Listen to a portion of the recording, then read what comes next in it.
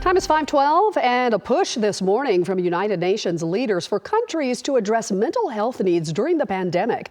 In a new video message, the Secretary General pointed to the loss of loved ones, loss of jobs, isolation, restrictions, and uncertainty as reasons many people may be struggling. He also warned countries could see a major mental health crisis if they don't take action.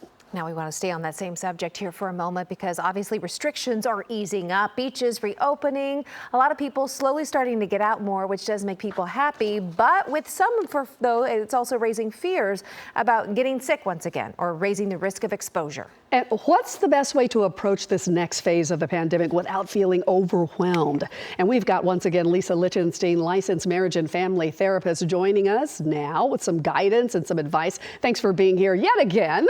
Bet. Thank you. And our therapy session begins right now. Thank you. Run the clock.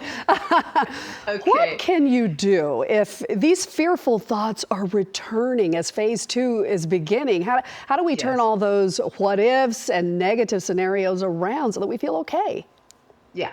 Well, the fear, as we all know, is very common. Most people are feeling fear. And fear we need to look at in terms of, do we want to respect the fear? And sometimes we do, depending on what our thoughts are.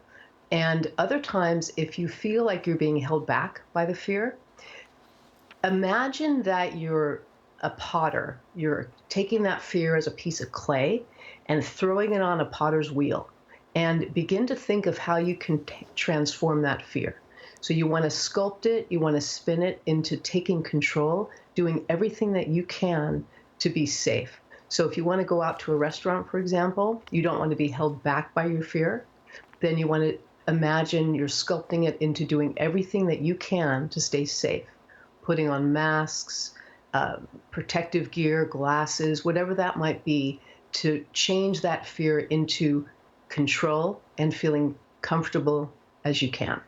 And do you find that people are seeing more emotional ups and downs during this now? Because we hear from the governor, the state's going to be easing restrictions. Then we hear from the mayor, you have to wear masks everywhere you go when you're outside of the city of LA. So you kind of feels like you're going up and down on a roller coaster. Is there a remedy for that?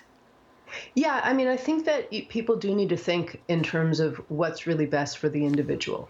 Some people need to go out more than others. And so the ups and downs, think about it as new information keeps coming in daily. We're getting good information to keep the bottom line, everyone as safe as possible. So think about what's best for you or your child, for example, and just imagine that you're sitting on the sand and these different waves, you're just watching them and then making a decision versus riding them. That makes sense. Very good. Thank you so much, Lisa Lichtenstein, for joining us this morning. We appreciate it. Always giving us stuff we can use, practical things we can do. And my takeaway is don't diss the fear. Respect the fear. Respect it and then move from it. That's right. Don't diss the fear. That's right. Thank you very much. Have a good day. Thank you. My pleasure.